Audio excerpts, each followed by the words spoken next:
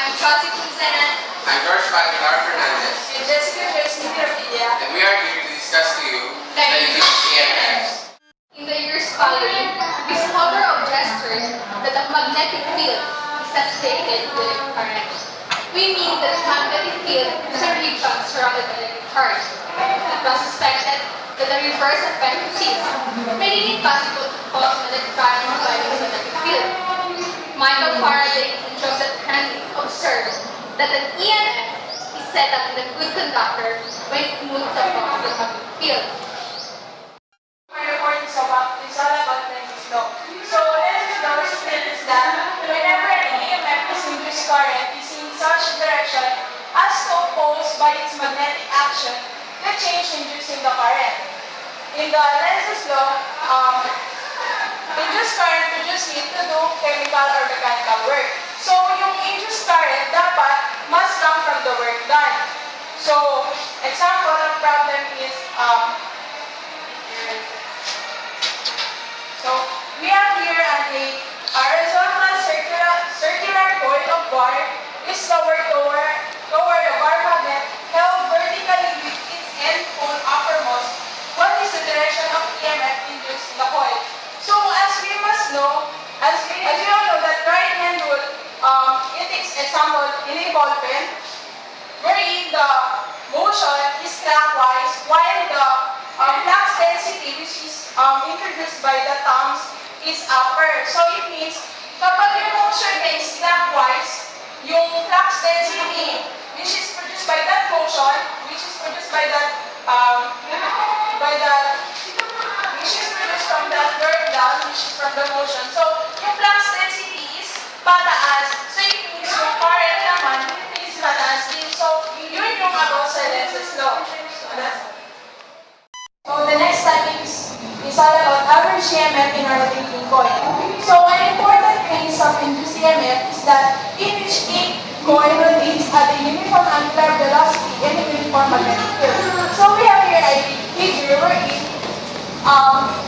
this is the coil. This is a coil wherein may specific angular uniform speed siya, and then wherein so in a uniform magnetic field. So it means kapag yung angular speed niya is what do you mean that when yung angular speed niya is uniform lang, umiikot lang siya. Example, this is a ball pen. So it means kapag paikot siya ganyan in a uniform speed, so it means there will be an average EMF in a rotating coil.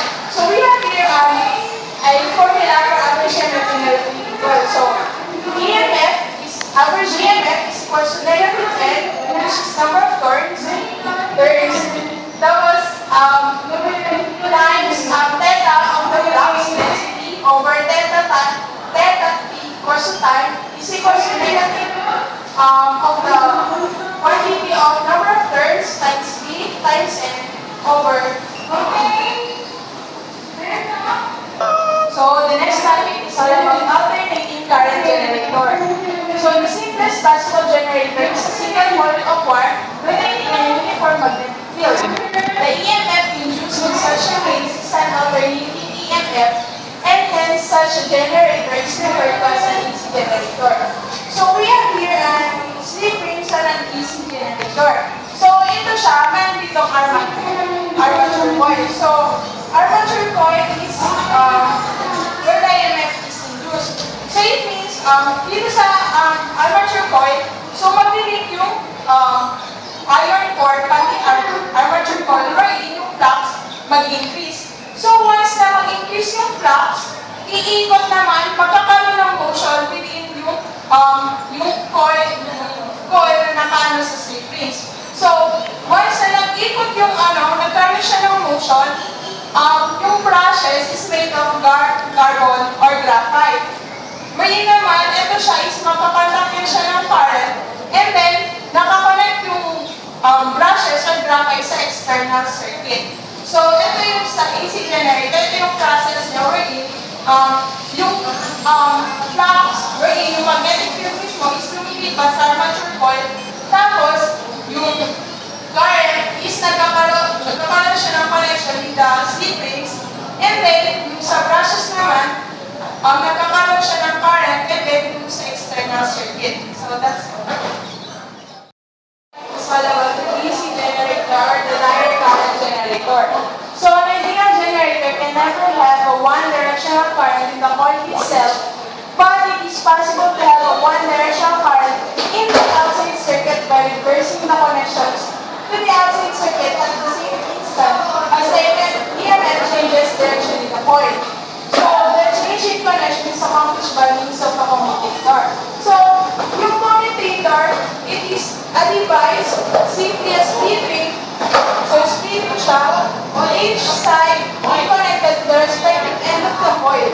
So meron siya ditong brushes or graphite na kung saan, parang sa dito sa figure na yun doon, na kung saan nalilipat mismo yung current na dun sa brushes na yun, and then nagkakaroon ng one directional current. So it is like ito yung arrow siya, it means ito yung flow ng current, which is one directional sa palabas. Tapos meron din siya nakakulit na external circuit, where ito naman nag-flow yung current. So, ito yung study hard. So, it means dito, yung sa iron core na to, nagkakaroon kasi siya ng motion. Once di ba nagkaroon ng motion, so may electric current, ay may magnetic na ma-produce. So, once na-introduce, so may na-produce current. So, it means once na may na-introduce na current, so, pumunta na siya dito sa commutator, wherein meron siyang brushes, graphite, wherein mag-ano siya ng current, and then nakakonect naman siya sa external circuit. Wherein naman doon na magkakaroon ng one direction papunta doon sa external circuit. So that's for DC generator. I'm here to discuss with you the magnetic field. The magnetic field of a generator is usually produced by an electromagnet, but for a few special uses, a permanent magnet system is used. If a permanent magnet is used for the field, the machine is commonly called a magneto. So, four common possibilities are illustrated. So we have here the illustrations. These are the four types of DC generators. We have the superly excited generator, the shunt field generator, the series field generator, and compound field generator, which is a combination, and we have combination of the series and the shunt. So, on the assumption that the speed of the generator remains constant, the EMF of the separately excited generator will remain constant as the load increases, while the terminal potential difference decreases by the amount of the R sub A drop in the armature. The shunt generator, an increase in load increases the field and hence the EMF. By use of a compound field, it is possible to keep the PPD almost constant as the load increases. Whenever there is a shunt field, there are three currents involved in the generator. The armature, which is in symbol the I sub A, the current field, or in symbol I sub F, and the line current symbol I sub L. In this generator, the source of current is the armature, and hence we have the formula I sub A equals the sum of IF plus I sub L. So the field coils act as a resistor for steady currents, while the armature must be treated as a part of a circuit that has a source of energy. So for the field, we have this formula V equals I sub F R sub F. And for the armature, V equals E minus I sub A R sub A. The power I sub A times E converted from mechanical to electric power in the armature supplies the power I sub A squared RA used in heating the armature. The power I sub F squared R sub F supplied to the field windings, and the power I sub L be delivered to the line. Current carry coil in a magnetic field is acted upon by a torque whose magnitude is given by this formula. L equals MPI A cosine A. So if this torque tends to rotate the coil from its original position until the plane of the coil is perpendicular to the field when the torque becomes zero. If the coil turns beyond this point, there will be a torque to return to this position unless the direction of the current is changed. For the coil to continue to rotate, there must be a commutator to reverse the direction of the current at the proper instant. So, DC motors. The side push that a current-bearing conductor experiences in a magnetic field is the basis of the operation of the common DC motor. So, in construction, yung motor, similar siya sa generator, wherein it has a magnetic field, a commutator, and an armature. And when a current is maintained in the armature coils, the force on the conductor produces a torque tending to rotate the armature. So, in this illustration, we have here the armature coil and the iron core and a commutator. So, when a current is maintained in the armature coils, the force on the conductors produces a torque tending to rotate the armature. The amount of the torque, the amount of this torque depends upon the current, the flux density, the diameter of the coil, and the number of length of the active conductors on the armature. So, para magtuloy lang yung continuous torque ng armature coil, the commutators responsible for reversing the current of each coil at the proper instant to produce a continuous torque. So, let's talk about counter EMF in a motor. We observed that there is an EMF induced in a coil that is rotating in a magnetic field. Hence, there must be an induced EMF in the armature of a DC motor. This sabi ni Jessica, ang armature, the coil in which the EMF induced. This EMF is opposite the direction to the voltage that is impressed upon the motor from the power source. The induced EMF is known as counter EMF. Ano ba itong counter EMF? The presence of counter EMF is to reduce the current that would be otherwise be produced in the armature. When the motor armature revolves faster, the counter EMF is greater, and the difference between the impressed voltage and the counter EMF is therefore smaller. The difference determines the current in the armature so that there is a larger current in the motor when it's running slowly than it's running fast. The current is much larger when the motor is starting than when it is operating at more speed. So we have V equals to EMF plus I times R. So, next report is all about the transformer. So, it was previously shown that the change in the current in molecular liquid coils causes an EMF to be generated in the other coil. The current is constantly changing, hence, the magnetic flux in the iron core also varies periodically, thereby producing an alternating EMF in the secondary coil. So, it means, in this figure,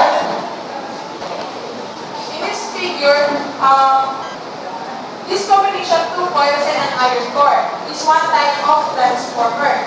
Suppose that an alternating current is maintained in the primary coil of the transformer.